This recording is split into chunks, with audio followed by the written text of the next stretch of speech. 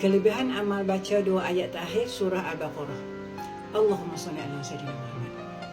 Daripada Abu Mas'ud radhiyallahu anhu bahawa Nabi SAW bersabda, maksudnya, barang siapa yang membaca 2 ayat terakhir dari surah Al-Baqarah pada waktu malam, telah cukup baginya dengan keduanya. Riwayat Al-Bukhari dan Muslim. Ada 5 manfaat kecukupan dari maksud ayat. Telah cukup baginya dengan keduanya. Antaranya bila kau amal 2 ayat terakhir surah Al-Baqarah, bukan saja tidur kau tenang, tapi hati pun makin kuat. Yang pertama, Nabi kata, 2 ayat ni cukup untuk lindungi dari gangguan malam oleh makhluk. Syaitan tak akan dekat.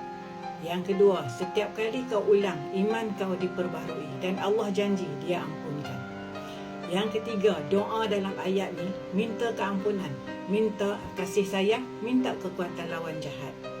Yang keempat, Allah tak akan bebankan kau lebih dari yang kau mampu. Ayat ni ubat jiwa. Yang kelima, bila kau serah hidup kepada Allah tiap malam, pagi kau lebih kuat dan yakin. Tak lama pun, 1 minit sebelum tidur, tapi manfaat dia luar biasa. Jom sama-sama kita amalkan. Start dari sekarang. Ingat, masa tak pernah menunggu sesiapa. Jadi, manfaatkan sebaiknya.